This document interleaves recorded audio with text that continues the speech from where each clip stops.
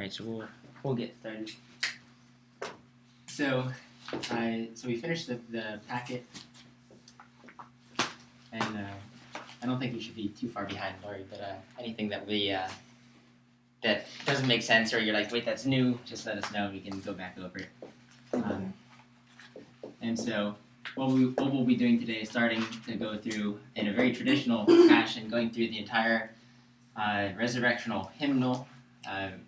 Although since we don't have a free version of Matins yet, we'll just be going through Vespers and just kind of systematically going through. And the order of things that we'll be doing is essentially singing through the brief hymns of the diatonic scale, and we'll talk about what that means. And we'll go through tone 8 probably, then tone 1, then go to Plagal 1 and 4, and then play around with 3 and 7. I'll figure out what I want to do with 2 and 6. They might have to wait a little bit of time. But so we'll go through them, and the general technique is that you sing the hymn once slowly on Ni Pavuga di Kezoni, then you sing it a little bit faster on Ni Pavuga, and then you sing it once with the words, and then you move to the next hymn. So, and normally when you sing it with the words, it's about at the tempo that you would sing in church. So hopefully we'll be there.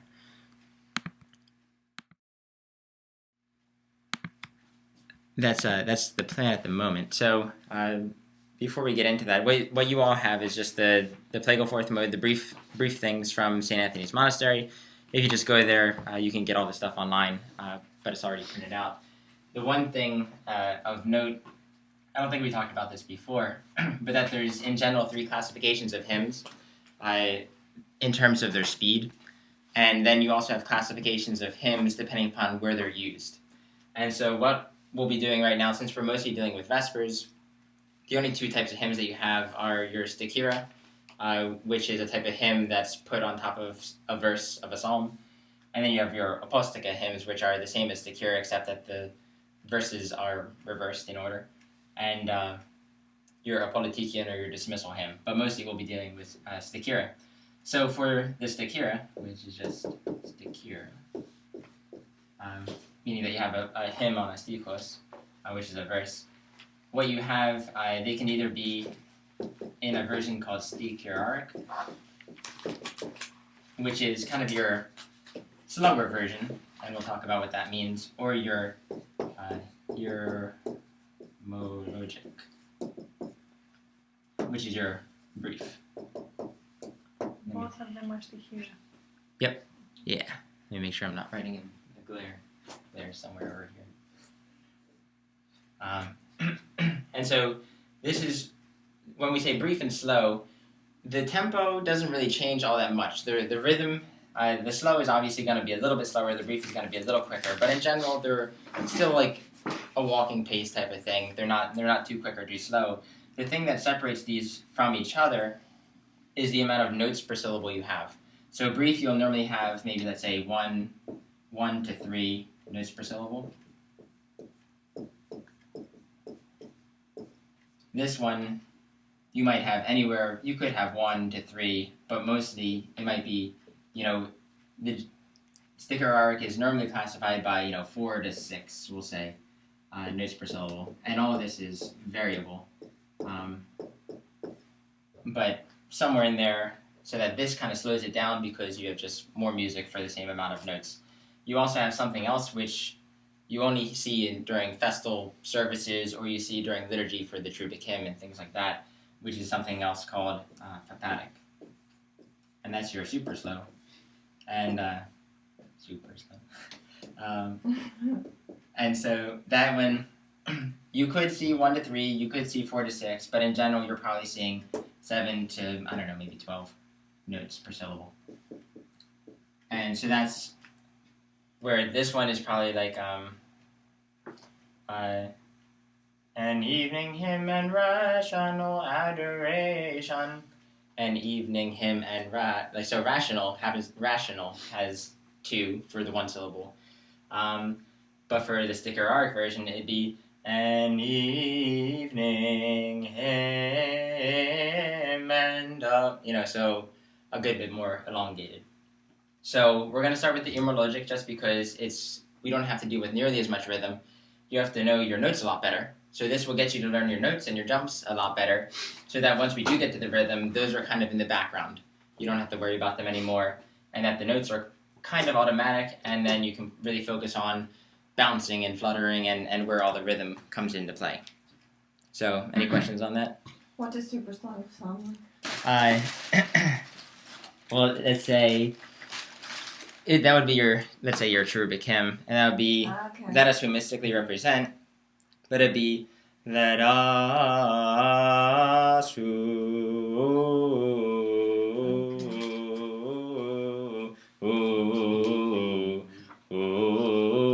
let us Yeah. Or if the bishop walks in Vespers, Oh, they yeah. have to sing Ispolai ti Despota, but in the Greek style they have to do it papadic, right? Exactly. Yeah, and they keep going, and most of it's because you have to sing the entire time while he walks up, while he venerates all the icons that he's supposed to venerate. And they have to do it all three words, I guess. Yeah, he's Or 4 or 5. Yeah. Something. And all that time, so they have to really. Yeah, so that's when it becomes, instead of the normal Ispolati, it's more And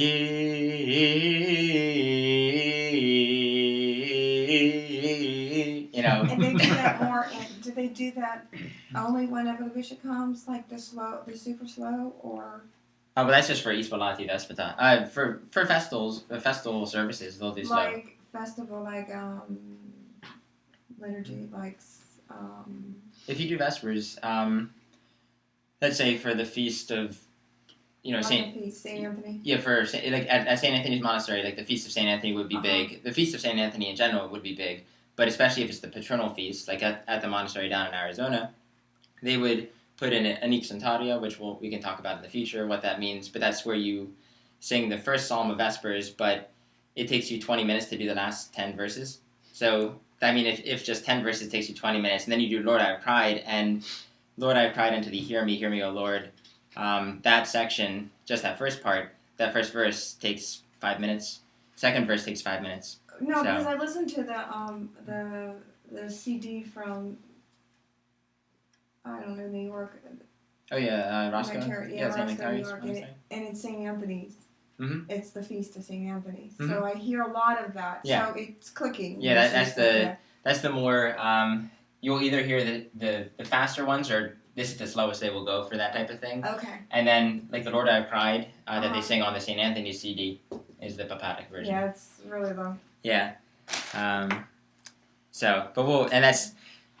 have a separate section of the book. Like there's other things that are supposed to come at the end, and that's all the special melodies. But because I don't use them on a regular basis, I just have a smaller version. But we can go through those eventually. But at the moment, we'll focus on Irmologic. So those are the three versions, and you have all sorts of classifications that people in technical authorities will say different things about different speeds, but that's kind of the general classifications that we'll use, and it's good enough. And then the one thing with tone 8, or tone Plagal 4, is what we'll start with. Plagal, again, means on its side, or it also can mean up 4 notes, or down 5 notes. And so that's where the Plagal comes, because they started with four tones, and then eventually they said that's not enough, so then you have your authentic tones, which are 1 through 4, and then you have Plagal 1, Plagal 2, Plagal 3, which is actually called grave mode, and Plagal 4. And so then this one is very closely related to the 4th mode. However, they have various differences. But this one is kind of the easiest place to start because it's most familiar to Western musicians, very similar to a Western scale. And the scale that we're using is what's called a diatonic scale. And so what we talked about last week was that the scale from knee to knee, an octave, is separated into 72 divisions. And those 72 divisions, we said, anyone remember what they were called? Moria, or commas. So 72 moria, or commas. And that's just a way that they decided we'll separate it into 72. That gives us enough divisions to give us all the microtones that we need to express. So if we have this separated into 72, a major scale, we said last week, was 12, 12, 6, 12, 12, 12, 6. So the interval from fu to ga is half the space of pa to fu, which is just your do, re, mi, fa, sol, la, si, do, or ni, fa, fu, ga, di, ke, zo, ni, regular scale that we're familiar with. The difference is that the diatonic scale, what it does is it goes 12, 10, 8, 12, which you'll notice that a lot of them have 12 right in the middle, 12, 10, 8. So you have these repeating patterns of 12, 10, 8 separated by 12. And most of the scales that we'll deal with, they have some pattern, 12, some pattern. And this just happens to be the diatonic pattern. And so this is from ni up to high ni.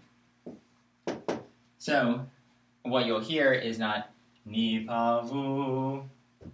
It's actually ni pa vu, slightly flattened from what our Western ear would tell us. So we'll practice that as it comes down the line. I will try and sing it as we go through this, although it's still a work in progress in my mind as well.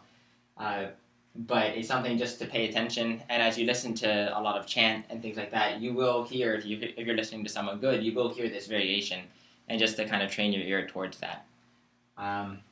So what you end up having compared to a Western scale is that vu is slightly flat, and zo is slightly flat. So we have ni to pa to vu, so vu is right in there, and then vu to ga to di to ke, and ke to zo is also slightly flat.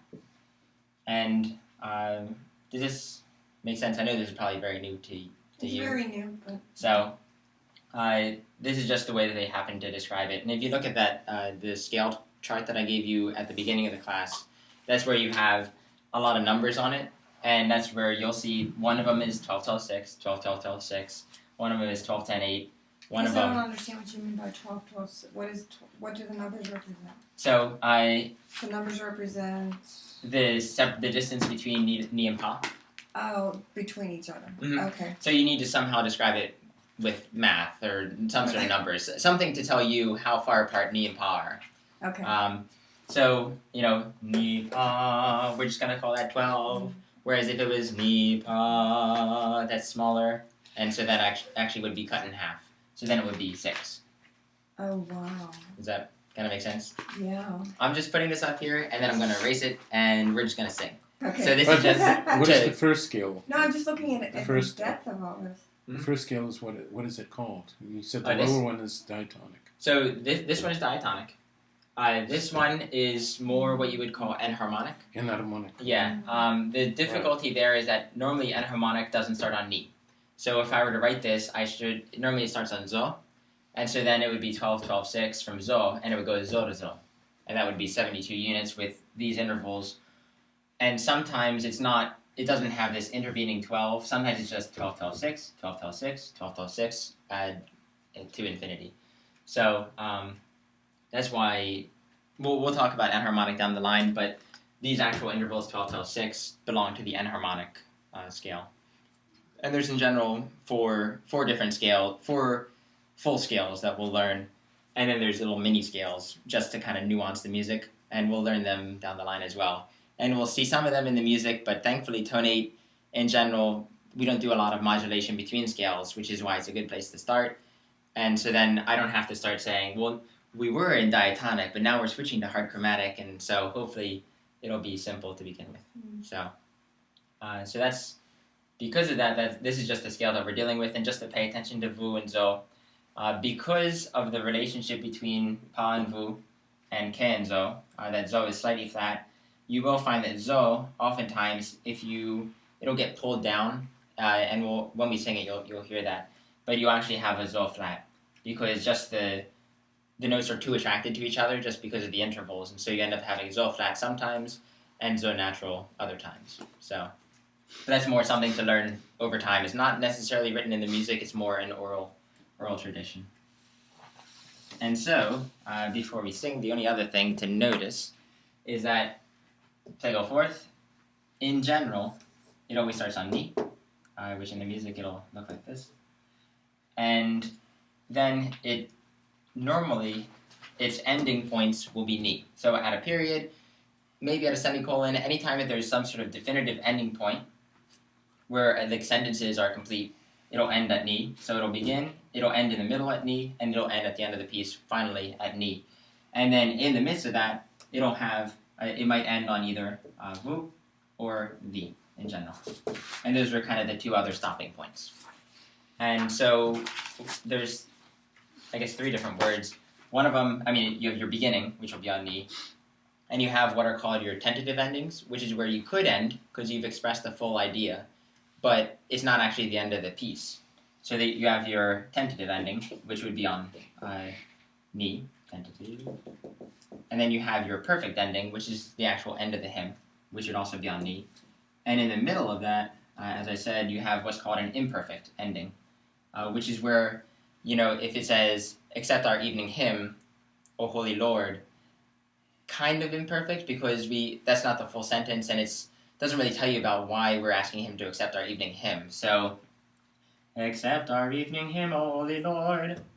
We end on thee, because we haven't really finished the sentence yet. So this would be what your imperfect endings. And that's normally where your commas exist, sometimes semicolons, and things like that. So this is just to notice in the piece how we start on ni, and notice where in the hymn, where we kind of reside. And we'll talk about Isan down the line, but Isan is kind of related to ni and thee, just because of the way that the hymns are structured, and something that we'll eventually talk about called a tetrachord.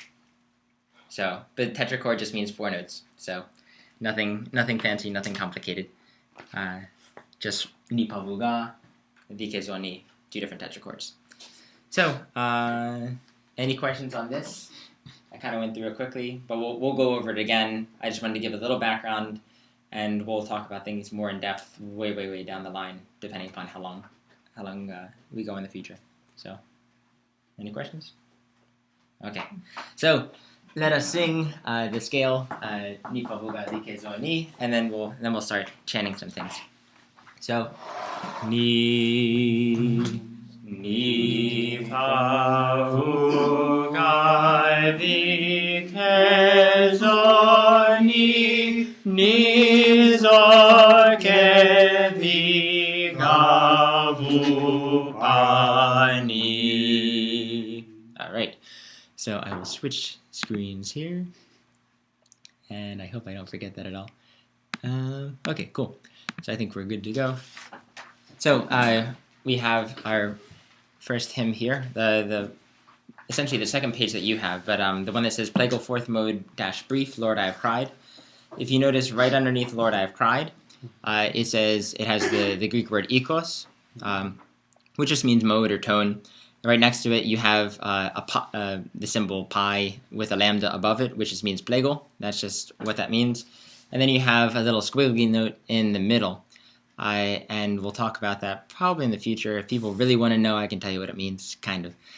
Because I don't exactly know, but we can talk about it at some point. And then right next to that is your ni, telling you your beginning note. Some people call that your tone marker or your mode marker, just to tell you, like, kind of in the global scale, this is where you're going to begin. It's not your martyria in the middle of the piece of music. And then on the side, what you'll notice is you have something that looks like this. You have a kai there. And so then this one means chronos, which just means time. And then whatever's above that will tell you how quickly you're supposed to sing the hymn. And so this is where you bring back the rhythmic symbols that we learned, and you employ either your gorgon, your digorgon, or your trigorgon, or your argon, your tri-mi-argon, or your di-argon. So kind of fast, faster, fastest. If you put these two together, you kind of have a little walking tempo, and then this one's slower, or this by itself would be slow, slower, and slowest. These two are more, this entire side is more where your cherubic hymns come in, where you really want to take some time. This is kind of where our hymns reside. These two are going to be much faster. These two are more more talking pace. So the verse before him, so if I were to say, bring my soul out of prison, that's more talking pace, is more in here. And then from there, if I were to go, bring my soul out of prison, that I may confess thy name, it gets slowed down to this. And so you'll see above this symbol, you might see something that looks like that. Tells you how quickly you're supposed to sing it. So here, we have just one, which is this, and St. Anthony's Monastery conveniently puts 160 next to it, which tells you how many beats per minute. And that's just, twice as fast as a clock, or a little bit more than that. So we'll sing it slower than that to begin with. And is anyone plagued by that little squiggly symbol in the middle, or can I skip it? Or Skip it. Where? What? the squiggly symbol in the middle of that ikos and ni? Oh. Because I know sometimes people, they're like, I really want to know, because it just plagues them. And so if it plagues you, I will talk about it. Otherwise, we will chant. So, That's cute. okay. So, let's switch back to... Okay. So, on Lord, what is our first note? Cat. Okay. So we'll kind of go at 1, 2, kind of that tempo. And then we'll just go through as far as we can, unless I hear a train wreck or something like that. And we'll start with and we'll just go through it on the note names and see how we do. Okay. So that'll be our knee. 1, 2, 1, 2. Ke di gavu pavu ga di ke zo ke di ga di gavu pavu gavu pani. How are we doing? Any questions there? Anything that's new? I hope not. So continuing on from right after O Lord, we ended on ni, and we have our little symbol there that tells us ni, so that's good. So that's where we were. Continuing on. Ke di ke zo ni zo ke di gavu pavu ga di ke ga di pavu gavu pavu ni. Okay, how is that going? Except the accent here for Lord. Okay. This is the How should that be so? The anti-canoma? Yeah. Yeah. Is that the anti? Wait, that's the omalon. Sorry. Oh. That would be, if we were to sing it, it'd be Lord I, or Lord I. Just a little flutter in there. It's a little flutter. But because, and at least when you're reading them with the note names, you pronounce everything that's there. So I just sang it. Ke di. You could go ke di. It's a little hard to do it like that. But for that moment, you can just kind of ignore it. It's more a matter of reading the symbols, as opposed to the little ornamentations. So, but we will flutter in a minute. So, any other questions? Any problems with rhythm, or is that all good? Other than getting lost, no. It's okay. It was my own. I just got lost in it. Okay, should we do it slower, or Nope. is this an okay I'll speed? just keep Or going. This is a fine speed. Is okay, that the right speed? He's taking it slow for us. yeah, it's a little slower because we could do it even slower than that. I've seen it before where they're ke di gavu pa. That's That's fine to me. Harder. Yeah, it gets It's harder. harder the slower you go. So, continuing after supplication, when I cry into thee. So that's our knee, and that's where we ended. So, thee ke ni zo ke ga thee ga vu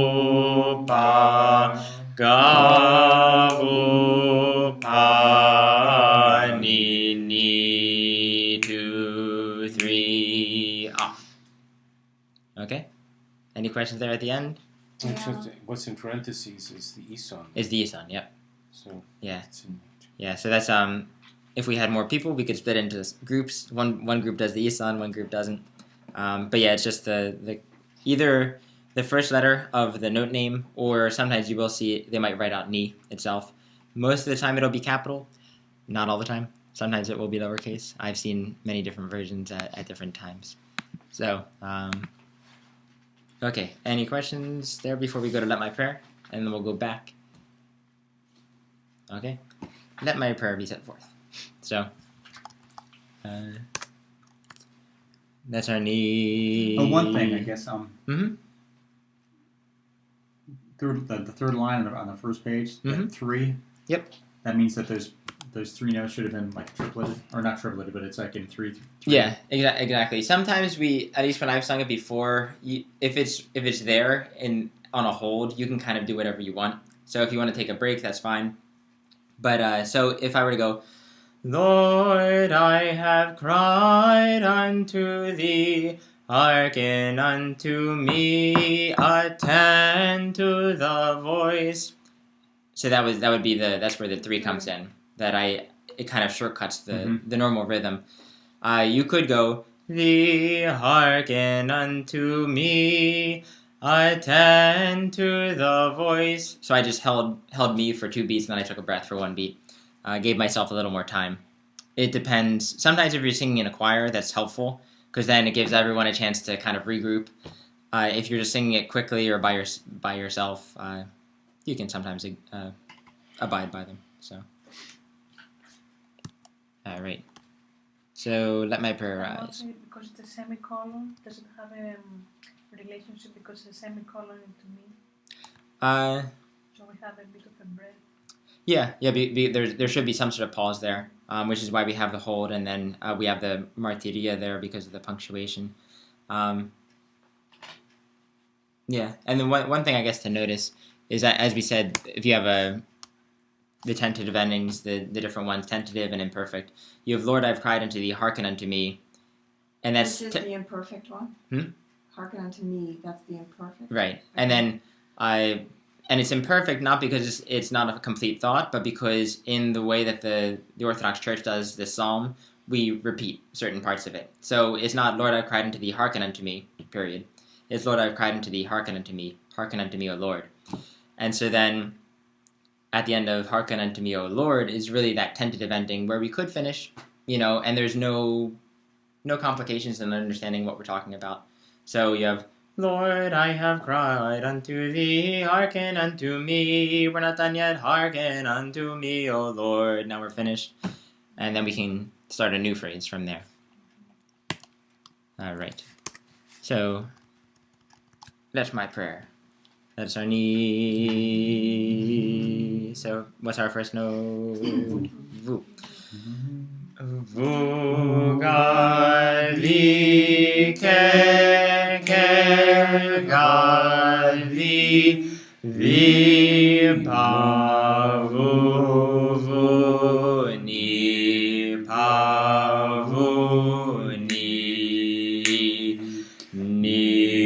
vu gali gavu gali di ke zo di ke di vi gavu pa ni. Any questions there? All right. So we'll sing it a little bit quicker, and then we'll do it with the words and see how we do, and keep going. So we'll do it a little faster from Lord I've Cried. Neagie trabiarni Kevi di gavu pavu gadi Kezo kevi gadi Vi gavu pavu gavu pani ke vivi ke zonizo ke vi gavu pavu gavi vivi ke gavi pavu gavu pavuni vi ke nizo ke gavi vi gavu pa gavu panini. Continuing. Vu gavi ke gavi vi pavu vuni pavuni ni vu gavi gavu gavi vi ke zo vi ke vi gavu pa gavu pani.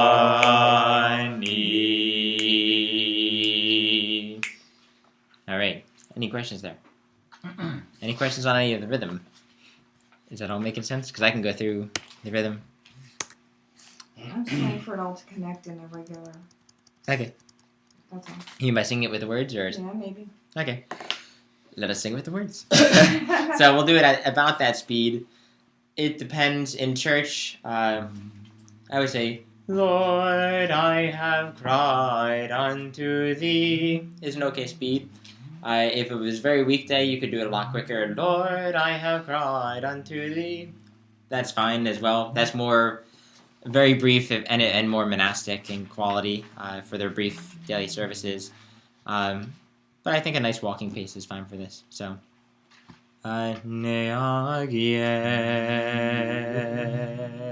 so Lord.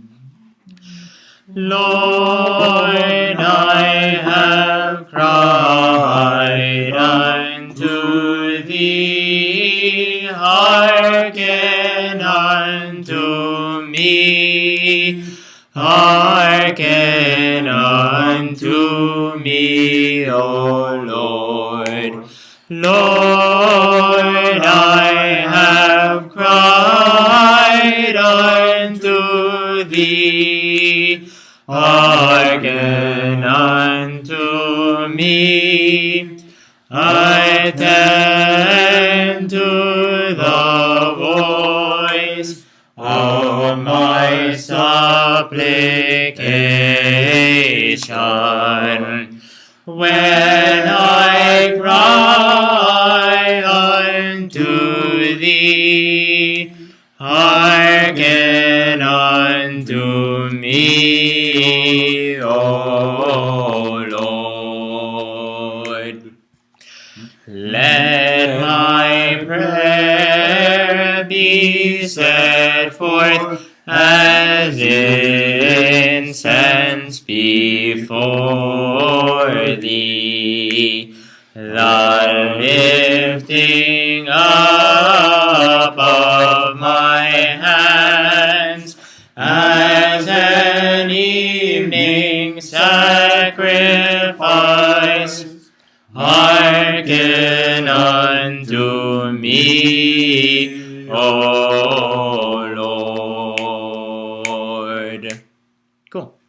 At the end, at least I heard us three do it. Oh Lord. What? Not written. Yeah, not written, but done anyway. The one thing, if you go back to the first part, Lord, I have cried unto thee, in the second line, if you notice the way that we did it before, or right here, Lord, I have cried. Dikezoni zo kevi. On the way up, zo is regular. On the way down, zo is flat. In general, one of the rules for tone 8 is kind of when you're going past zo and like to a note higher than it, zo stays in its natural part wherever it normally is in the scale. If you're just approaching zo and just kind of hitting it and going back, zo gets flattened. And if you go past zo and come back down, zo gets flattened again. So it's just a matter of how close K and zo want to be to each other, which is all by ear and all by kind of feeling it. And apparently there have been some scientific studies which, if you play a regular kezoni, depending upon how you play it, your ear hears what it wants to hear, and it ends up hearing a flattened zo for certain instances, which is why chanters end up flattening it, because it's what you want to hear anyway. So they flatten. Can you? I'm sorry. Can you sing this in Greek? Do I have Do you know it? book? Theology. Yeah. Just to give me the tone, because I can connect to something, because it sounds so different. Sure. Let me just bring it up real quick. And it's not. It doesn't sound like anything that I've heard in St. Mary's either. So it's like. Well, you won't definitely want to hear it in Greek in St. Mary's. Yeah. No, not in Greek. I know that, but it doesn't even sound like anything in English that I've heard. Like everything. Okay, let me find the page for it. Or Slavonic, I probably would know. What do we do it for me? too. What?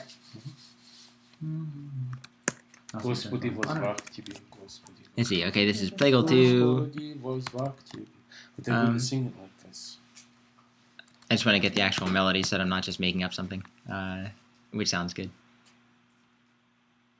And this is also the brief version, and so that might make a difference in your mind. I don't know if it does.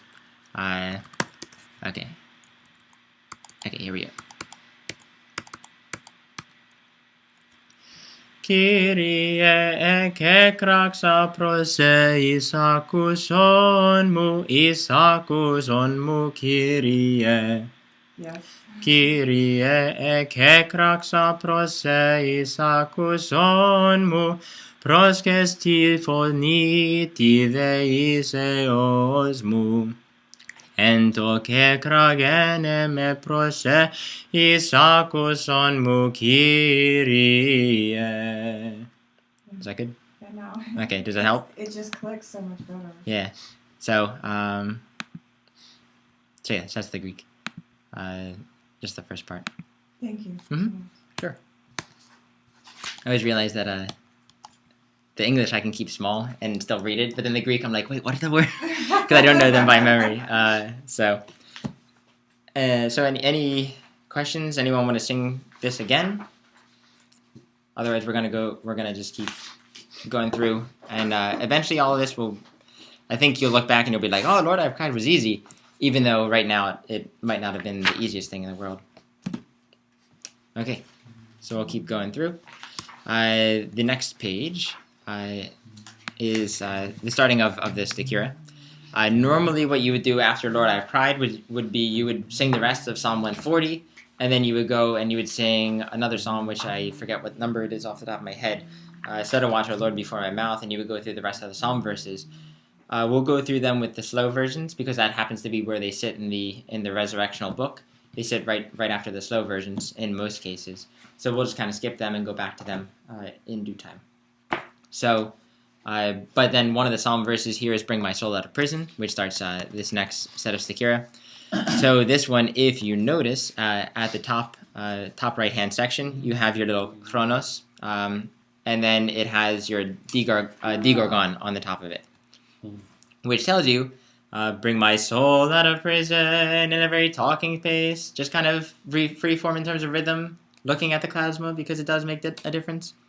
And then after bring my soul out of prison, it gets slower, that I may confess thy name. So you start fast, and then you have a symbol in the middle, which tells you slow down, bring it back to your regular hymn speed, because it's no longer a verse, and then you go into the hymn at whatever the pace it is that you finish the verse at. So we would go, bring my soul out of prison, that I may confess thy name. And then it would go, an evening. It would just go right into it. And so we'll do that we can do the verse too. We'll do it on Nipa Vuga, and then we'll sing it, and then we'll do Stikira number 1. So we go Ni. What's on sol? What note is it? Ga. So Ni ga the pa vu ga vu pa ni. And anyone notice what's on prison? The pri. Has anyone seen that symbol before? The isan with the oligon beneath it? You've mentioned, but they have to go. Okay. Anyone else remember, or anyone else Is that remember? the punctuation? So what that symbol means. So that one. So you have a bunch of different things. You can have your regular isan. Then you can have your isan with your atasdi beneath it. Mm-hmm. And then what you can have is you can also do this. So this is regular. This is stressed. This is slightly stressed. Yeah. Not exactly completely stressed. It just has a little bit of an emphasis. So it's bring my soul out of prison. So prison has an emphasis there. So oftentimes they'll write, this one implies some sort of flutter, and it normally takes a little more time. This one's just if you're, especially in a verse, if you're doing bring my soul out of prison, it's just a little emphasis there telling you in the music, just push it a little bit. Especially if you're not familiar with what's going on in terms of the words that are being used. It's a way of the music just saying, you're going to stress this syllable, just telling you ahead of time how the English works. So that's you'll see that a lot with the isan, mostly in the verses. You'll never really see it in an actual hymn. So they'll use the other symbols. So let us sing "Bring My Soul Out of Prison" with the words, and then we'll go to Stikira number 1 on Nipavu. So, bring my soul out of prison, that I may confess thy name. Let's do it one more time, a little faster. Bring my soul out of prison, that I may confess thy name. Okay, Stikira number 1. That's our ni. 1, 2, 1. Ni vu ga the kezo ke the ga vu ga the vu ga vu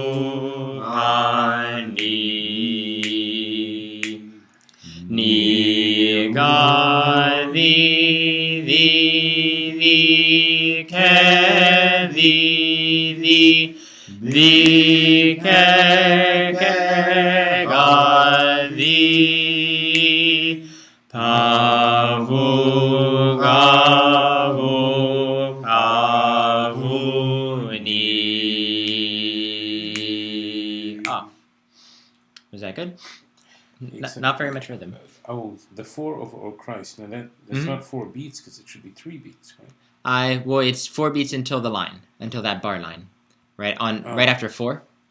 So you have the number 4, and then you have the word 4, after the word 4. Oh, okay. It's the number 4 that's confused me. Right. I thought that was 3 beats. The 2 under.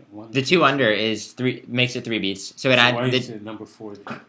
So the 2 dots add 2 beats to that note, making it 3 beats, and the 4 tells you from this point until the bar line, wherever that bar is, it's going to be 4 beats. So you happen to see the bar after the word 4, F-O-R, and so do you see the bar? Oh, yes, right. Yeah, so you have that bar. Oh, so I see. It's just a division. Yeah, exactly. Okay. So it's just telling you from this point we're going to change the rhythm, because in general, I think we mentioned last week. I think we mentioned that everything's always 2 beats. Okay. So everything is and 1 2 1 2 1 and 2 1 2 1 2 1 2 and 1 2 1 2 1 2 1 2 1 2 1 2 3 4 1 2 1 2 1 2 3 1 2 1 2 1 1 2 1 2 1 2 1 2 3 rest. Where we have the 3s again, 3 beats. Yep, exactly. So does that help? Just hearing it with the numbers. Yes, it means there's no breath there. Oh no, you can breathe. Did I breathe? I think I No, breathed. no, you didn't. Oh, But that was because I was counting. You can't if you're going to do 4 full beats. Well, that gives you. I mean, Yes. often I will go. Offer unto thee, O Christ, for thou. So you can cut off the last beat of those. You don't have to hold everything exactly. In fact, you'll hear a lot of people. An evening hymn and rational adoration do we offer unto thee, O Christ, for thou. They just cut it off immediately. Some chanters do that, some chanters don't. Some chanters hold it the entire length, some do not. So, and when you hear certain choirs, it's very striking when you hear them all cut together. They just cut the note off. And so sometimes they do that for dramatic effect. Sometimes that's just what the chanter in charge decided to do. So if you need to breathe, though, I would suggest you breathe. So I wouldn't keep going. So, and anytime that you see our martyria in the midst of the music, they only put them in general at places where it's okay to break the phrase. So this one, an evening hymn and rational adoration do we offer unto thee, O Christ. You can kind of pause, take a moment, and then you can finish the phrase, swallow saliva, do whatever you need to do, because that's an appropriate time. So whenever you see those, normally that's an appropriate place that if you need to take a break, you can.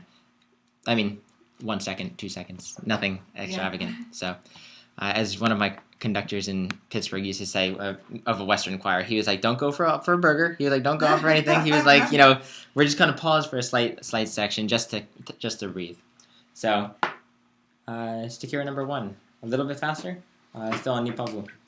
Let me see if there's anything. Okay. 1, 2, 1. Ni vuga vivi kezo ke vivi viga viga vuvu vuga vivi vuga vuga ni ga vivi ke vivi ke ga vi avu gavu pavu ni. Rest. All right. Any questions before we do it with the words? And before we do it with the words, an evening hymn and rational adoration do we offer unto thee, O Christ, for thou wast well pleased to have mercy on us through the resurrection. Rational adoration because we're the only beings of all the beings that can offer rational adoration or worship. And a lot of the hymns, mostly you'll find, I think I'll have to look back, but I know at least tone 1 and tone 8 and a few of them, the first hymn is always about the fact that we're starting our worship. Like we've just kind of begun Vespers in the new day. So it's like an evening hymn and rational adoration except. Tone 1 says, accept our evening prayers, O Holy Lord. This one says, an evening hymn and rational adoration do we offer. So it's at least with Vespers in general, they always tell you what you're doing first, so that you become cognizant of it because you come from the world, you enter into the church, you've talked about all of creation with the beginning psalm of Vespers, and then now we start praising God with our own words. So we first tell each other what we're doing after telling us all to come, let us worship, and then we start getting into deeper theology. And that's kind of the structure. Vespers always does that. Part of the whole theological structure of Vespers, Matins, and Liturgy, and how they work together. So, which we'll talk about in time. So, Neagie on the words. 1, 2, 1. An evening hymn and rational adoration do we offer unto thee, O Christ, for thou wast well pleased to have mercy on us through the resurrection. All right, how did that go? Good? Laurie, how you doing? Making sense? Kind of? Any questions? Okay. No, I'm following. I mean, I'm coming. It's just. Okay. Let's do that one a little bit quicker with the verse. Just go straight through, and then we'll do verse number 2 and secure number 2. So I'm disappointed in my own language. No. Because it doesn't sound, Okay. Well, it's okay. It sounds how it's supposed to sound. in time it'll get more familiar. I think it's Okay. just right now. This is not normal for you. This is not the way it should be, and this is not the way that it has been. And so then it's different. Like when I hear Russian chant a lot of times, the Russian choirs sound so much more authentic than the English choirs. Despite the fact that pretty much the music they're singing is exactly the same, sometimes it's the Russian vigor that's missing too. Yeah. But they don't sing Byzantine chant. No. Well, sometimes they do. They used to. They have Znameni. I don't know if I've ever heard. They used to back in the day. They used to sing Byzantine chant before Znameni kind of came in. Oh, and that but then they sang in Greek. But then now they do Byzantine chant. Surprisingly, is there's a bunch of Slavonic manuals. Sometimes it's in Serbia though. Maybe they'll sing Byzantine chant in Slavonic in maybe Serbia. Serbian. The Russians have a variant called Znameni. Yeah, and they have their own notation. But it's more of a Russian sound. Well, that was Byzantine, and then because Russia was so separated from Greece, their Byzantine version, like they just learned it, and so then they were like, okay, we'll keep singing it, and then over time it kind of morphed into its own little thing, which became Znameni chant and Znameni notation as well, because they have their own notation system. They kept Greek in Kiev for 2 centuries, but then they took the Greek and they added more Russian melodies to it, and then they just dropped it in Slavonic. Exactly. Okay, so Bring My Soul.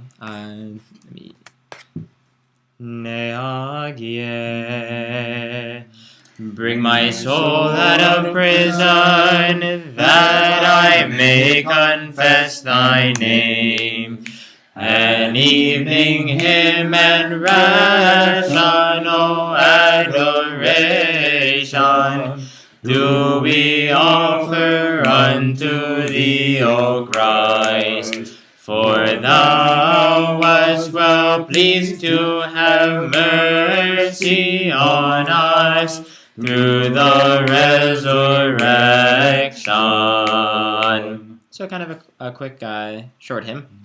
One thing just to tell you, if you happen to listen to other people singing this, you might hear in the last line on Have Mercy on Us, you might hear Have mercy on us. They might just kind of float through the entire thing and not do the jumps the way that they're written and just kind of connect them all. Kind of smooth it out. Exactly. And that's actually where the syneches elafron came in, the connecting or conjoining or continuing elafron. That was actually because people did that so much that they just made a new symbol. So, verse number 2. The righteous. Ni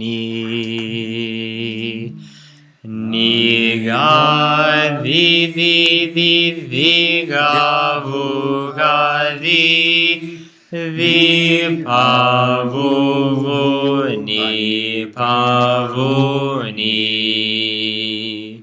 All right. Just because this is pretty quick, let's do it on the righteous shall wait patiently for me.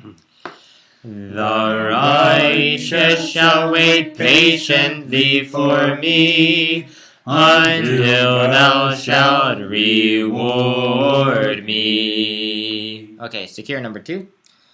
What is our first note? Ooh, that's coming up 5?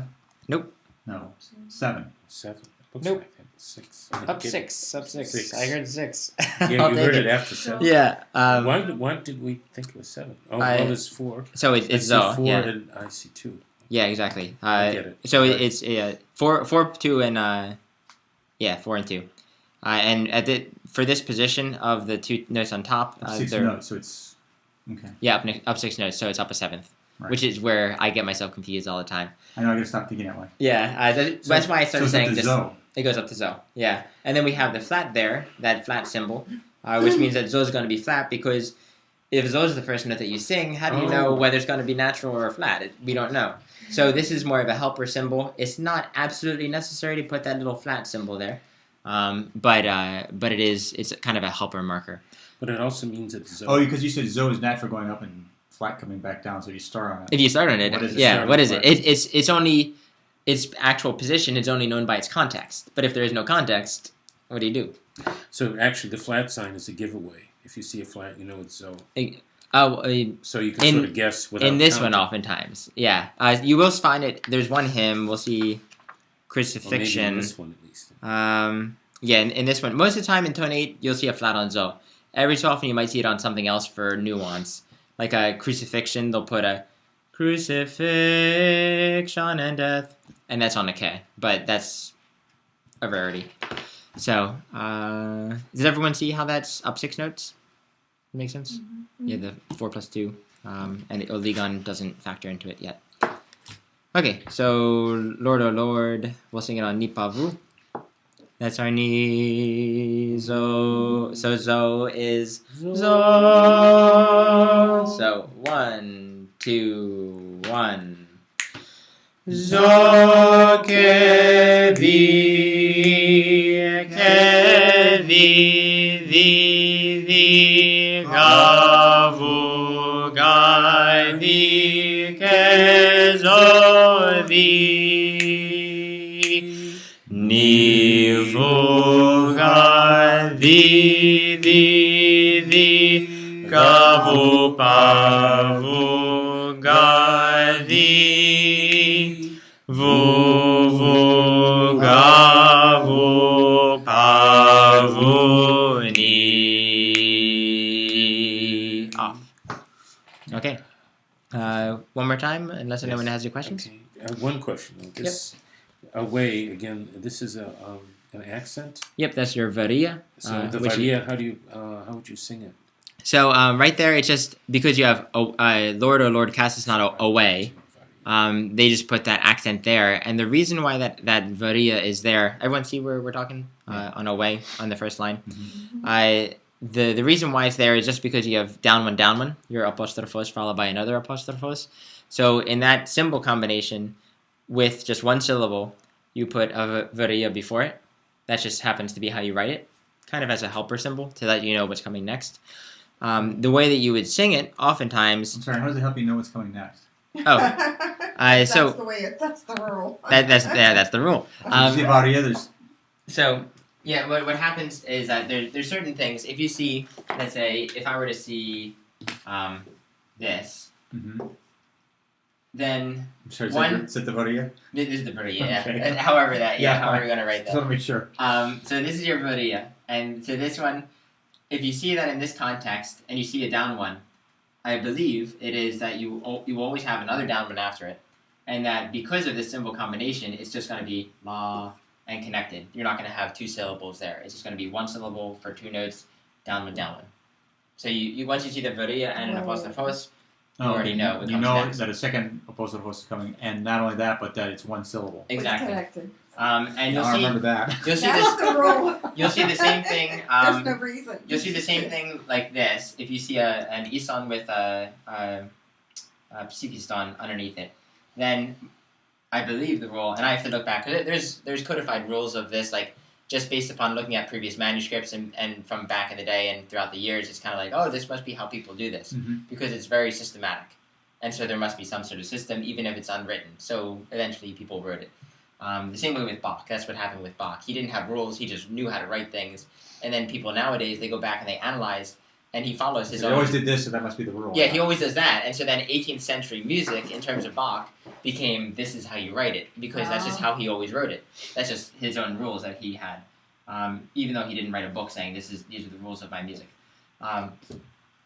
This one, if you see this like this, down one. So there's things like this where if you notice it, it's like, wait a minute, it always goes down after these things. Yeah. So they're not necessarily things that you should bother yourself Right, with. so this is nothing that's codified. This is But it something makes you're no pointing difference out. in the I song. can show you a list of a bunch Well, of honestly, rules. that is codified that way. Yeah, well, St. Anthony's has done a good job of either translating things into English or codifying things for us, because we're composing things in English when nothing has been composed in English before, and we don't have as many masters of chant as we need. So then you have people like me who go searching for things and I can't find anything, or I want to compose a piece of music and I have no idea how to do it. So then St. Anthony's has kind of helped take all these little formulas of how to write a certain phrase or how certain symbols come together and how they should be written with each other.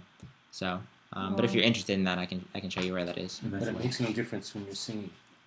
Okay. So what it's supposed to read ahead, right? So reading it helps for reading ahead. That is the quality of the voice doesn't change. Let's say I'll sing it.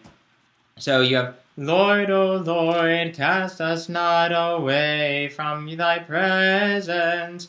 There's a little bit of an emphasis. If you really wanted to do something, what you might hear people do is, Lord, O Lord, cast us not away from thy presence. Way. You'll hear probably a lot of people do that, except if you sing it as fast as I was just singing it. It's kind of away from. That's a little bit stretched in terms of the quickness. In slower music, almost always you'll hear people interpret it as way and read into it as such. But in our case, it's perfectly fine to just go away from thy presence.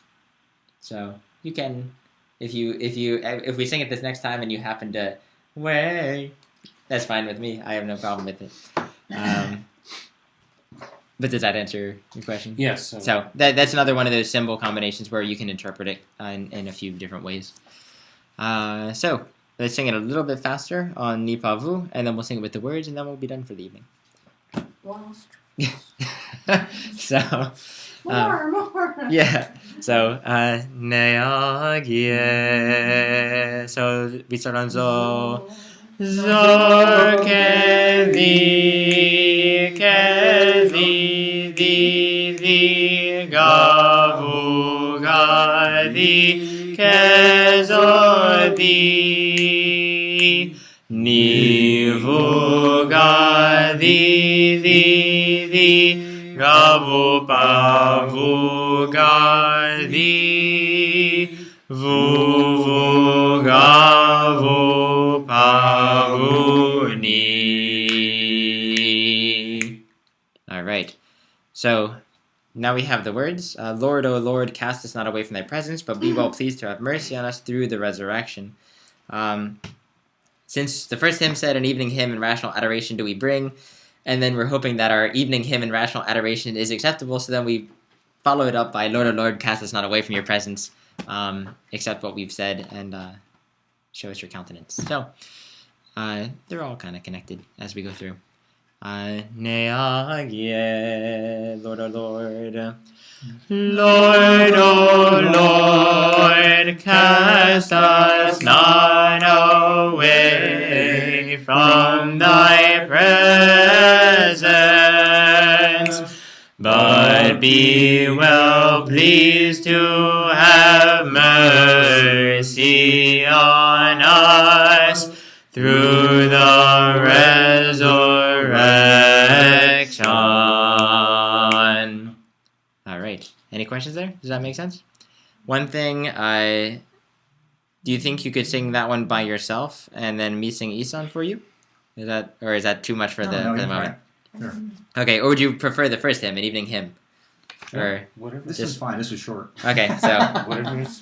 so How wrong can it go? We Right? could switch. All right. Divide ourselves up. okay, well I'll do the Isan. I'll see how I get do. So the righteous shall wait patiently for me until thou shalt reward me. Lord, O Lord, cast us not away from thy presence, but be well pleased to have mercy on us through the resurrection. Cool. Very nice. I probably pitched it a little low. I was going to say this is Yeah. a little low for you. My apologies. It's Yeah. Question in the Isan, do you sing the words or you just go, I sang the words. You can So go. you You can can sing. do Oh, either. it depends. If the one thing I've heard is that if people can see the words and can read the music, then they should sing the words. If Right. they can't read the music and therefore they're always behind or like not with the melody, it gets distracting, and so then you want to sing O or something like that, some sort of hum, whether it be O or R or something like that. Or if you're actually too far away to read the words, then just sing O. There are certain hymns that sound pretty cool if you just sing O. these hymns, I think it oftentimes sounds more powerful if everyone sings the words. For some reason, just the way the vowels work, if everyone's singing the words together, it sounds like you have more force. Whereas if I were singing O and you guys were to sing the words, it would sound somehow a little bit less powerful. So either way is fine. Here, most of the time, at least up in Pittsburgh, when we had like a choir, let's say like 15 people, everyone sang the words. There was no issue. And so long as everyone's on the right page and there's somebody there to go like this, everyone is completely together. So does the Esau tone change with the music? You mean like go from knee to something else? Like you started on whatever knee. Yep. Pa to Voo. Yeah. The music. I wanted to go to Pa a few times, but it wasn't written, so I didn't want you guys to be like, wait a minute, what is he doing? He's not reading the music. And I wanted to go. We're worried about what you were doing, really. Oh yeah, and I wanted to sing Ga at some point because there's a chanter, one of the chanters in Pittsburgh, who a lot of the Tone 8 hymns, he loves to go to Ga just because it's fun. Not necessarily because it's correct, or not necessarily because it's the way to do things, or it's ever written in the music, but it's just a fun thing to do. And sometimes it's nice as you're chanting at the chanter stand. It's not like let's be super serious, It's kind of like we're chanting music. It's supposed to be an enjoyable experience to chant unto God. So we play around. If I were to write this and be a little bit, you can keep knee the entire time. There's never any problem with that. Normally the Isan, it'll follow the melody. And so if the melody is between knee and thee, your Isan's on knee. If your melody goes between thee and high knee, then your Isan normally hits thee, just to kind of support that next section of the scale. Mm-hmm. So the Isan normally supports whatever section of the scale you're on. In this case, if I were to write it out and be a little more complicated, I would want to go on mercy on the second line. I would want to put a Pa. Be well pleased to have mer, because it goes down to Pa, and then it goes back up to see on us. So I would probably go to Pa just to emphasize the fact that we're not going down to knee. We're resting on Pa for a slight second. Now, how do you know what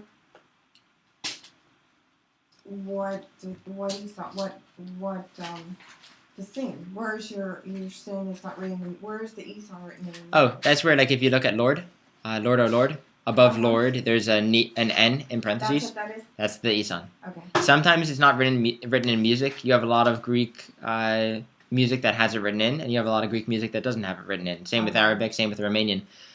When it's not written in, then it's just either someone's there to sing the Isan and kind of directs the Isan, so they're all doing it together, or it's just kind of like, you know how the hymn works, and so you know where you should go.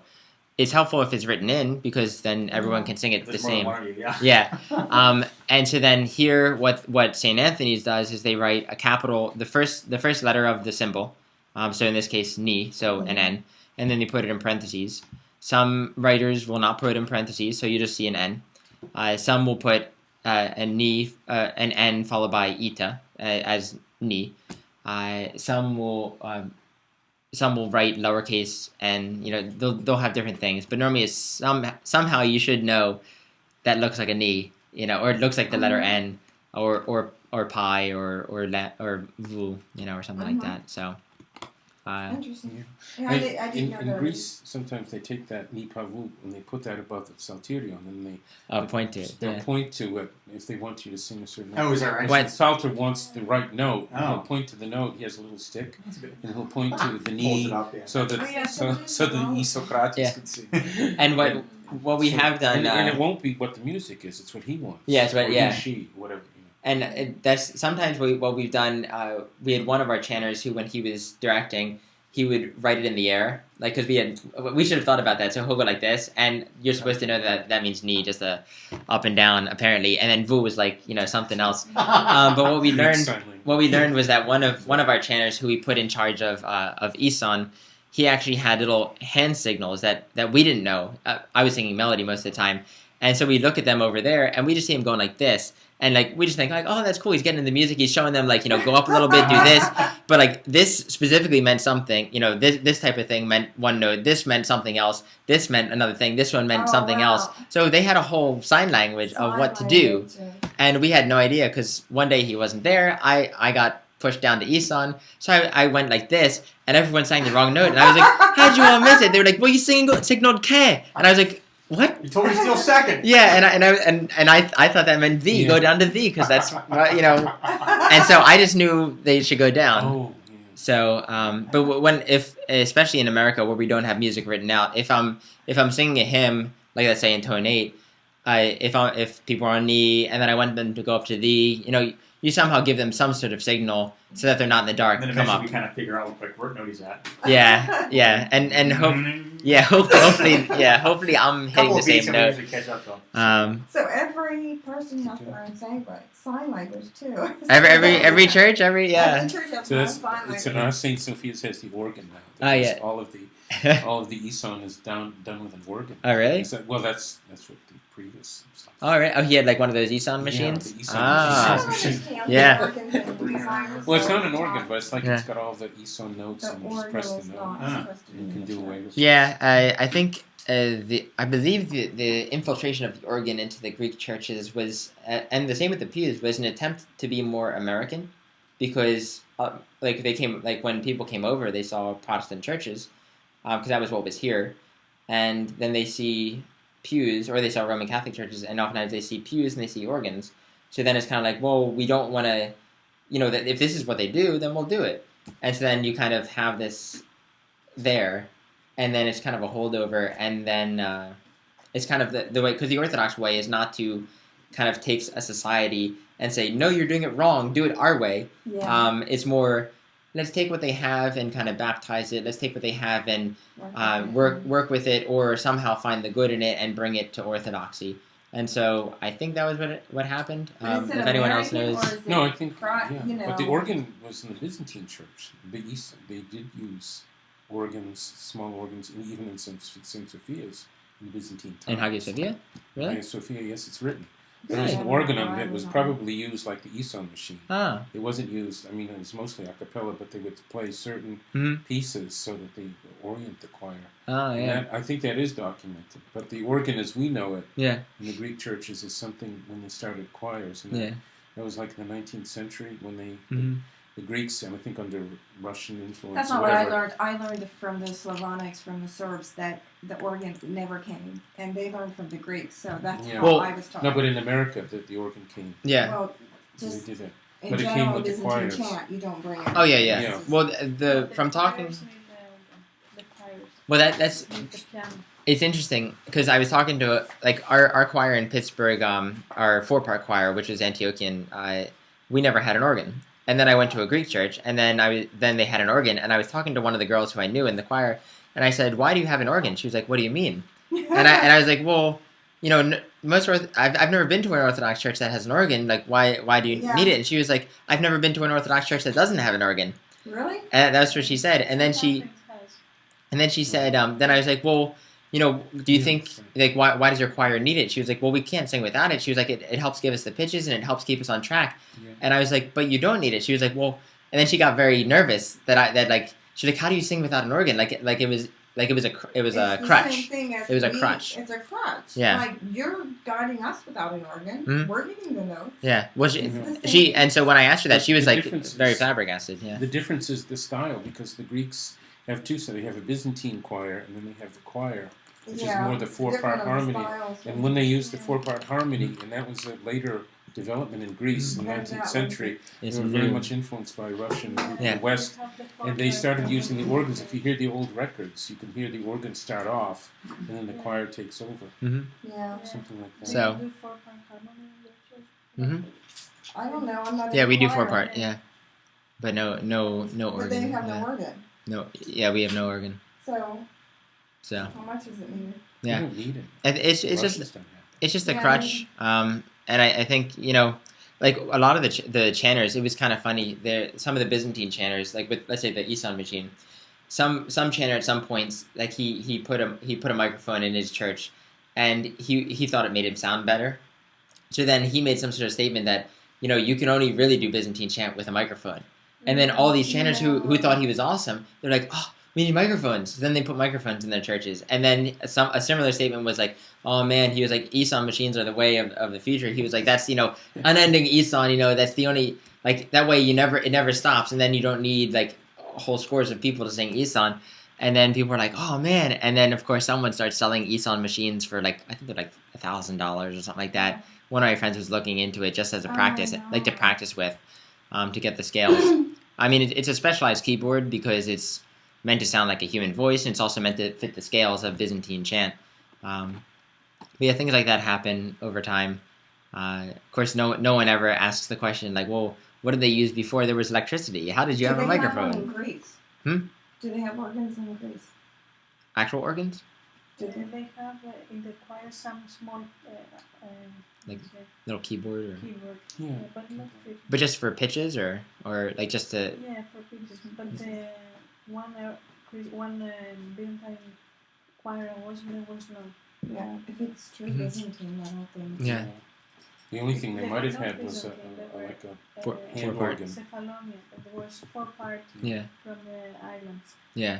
So so it seems like it's only whenever there's 4 part, just as a help, because at least anytime it's always funny. Like during the summers up in Pittsburgh, the St. Nicholas Cathedral, the Greek church up there, the Greek cathedral up there, they had an organ, but it was only during the school semesters, because then they had more like during the summer the choir got disbanded and then it was just chanting, and the chanters never used an organ, and so that's what we do also during the summer. There's no choir. yeah.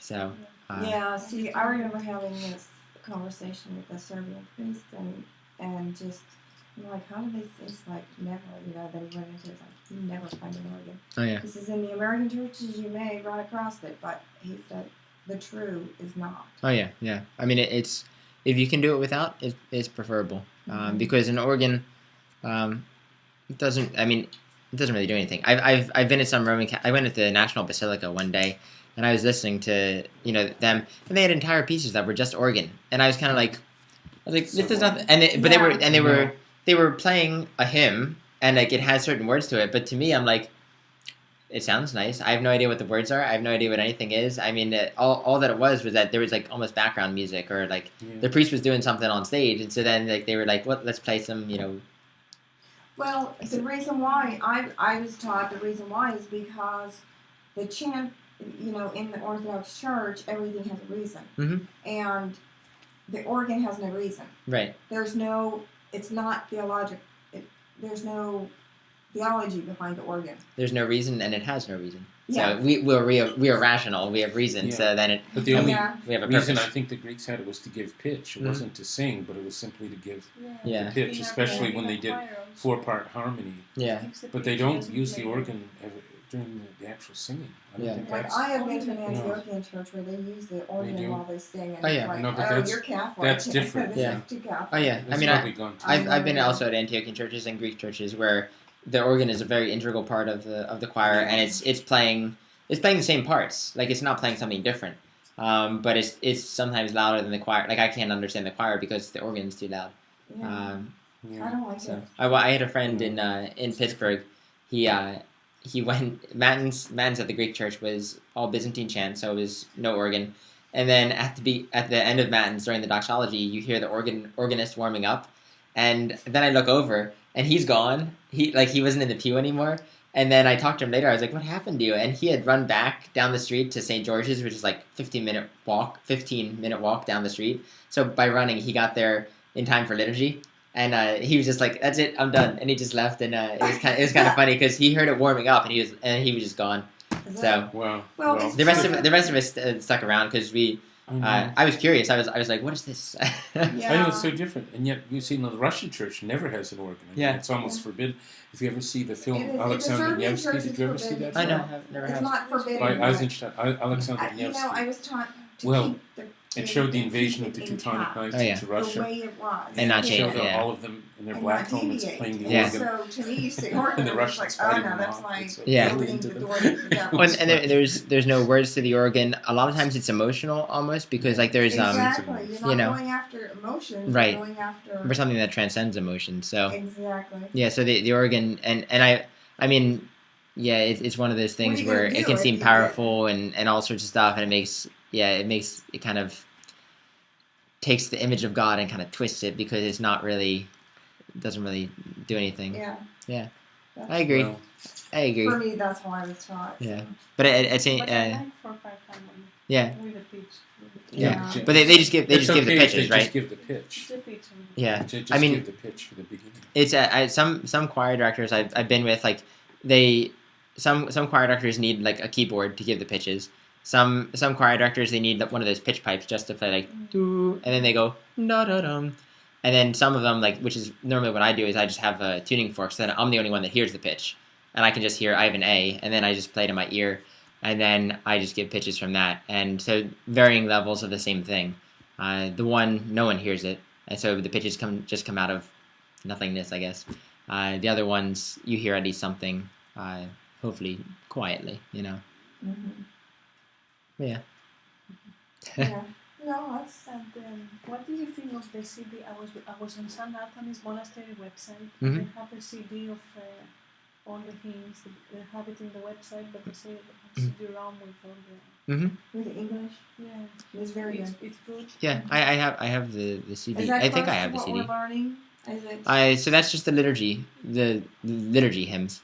They don't have anything recorded for Vespers. They have a lot of the liturgy stuff recorded, Yeah. or at least on that CD they have a bunch of things recorded. It's a nice CD. It's Papa Ephraim singing with I think himself and another monk, and then I don't think I've heard from Stephen. Mhm. Is it really him? Yeah. All this time, I've been listening to it. I didn't realize. and the St. Anthony's the visual in English. the visual. Well, there's the visual of St. Anthony's, which he's definitely singing on. In English. In the one in English too. Yeah. Yeah, Papa Ephraim, not Elder Ephraim, but Papa Ephraim. Oh, I'm sorry. I'm thinking Eldor Ephraim. No. Papa Because Ephraim, the Indian priest monk down there. I heard the next one is amazing. I heard the next one. Yeah. A free version. Yeah. They're yeah. Normally, I think he's the only one. Even though it says like a CD of the fathers of St. Anthony's, it's normally just him and another monk. Mhm. And Papa Ephraim, the Indian priest monk, is also the one that writes all this music. So, have you not met? They call him Papa Ephraim because there's Elder Ephraim. They're both Father Ephraim, but you want to differentiate between one's the elder and one's Papa. No, I never So. met the Papa Ephraim. Okay. I no. Yeah. But the one on the I CDs. probably heard him. Obviously. Yeah. But I. So Yeah. you went to the monastery? Yeah, I go quite a bit.